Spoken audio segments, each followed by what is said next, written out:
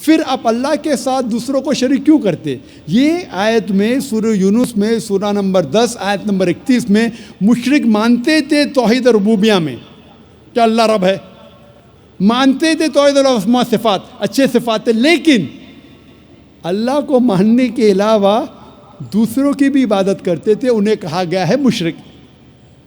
یہ پیغام دہرایا گیا سورہ زخرف میں سورہ نمبر 43 آیت نمبر 87 میں۔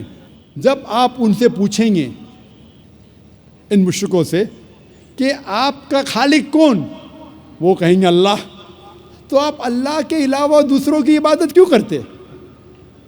یہ مشرک مانتے تھے کہ ہمارا خالق اللہ ہے، لیکن اللہ کے ساتھ دوسروں کی عبادت کرتے۔ اسی لیے اللہ تعالیٰ فرماتے ہیں سورہ یوسف میں سورہ نمبر 12 آیت نمبر 106 میں کہ اکثر لوگ اللہ کی عبادت نہیں کرتے دوسروں کو شریک کرنے کے بغیر، یعنی اکثر جو لوگ اللہ کی عبادت کرتے ہیں اللہ کے ساتھ دوسرے کی بھی عبادت کرتے ہیں۔ مطلب انسان اکثر جو اللہ کی عبادت کرتے ہیں، خدا کی عبادت کرتے، ایشور کی عبادت کرتے ہیں، اس خدا کے ساتھ دوسروں کو بھی شریک کرتے ہیں، دوسرے کی بھی عبادت کرتے ہیں۔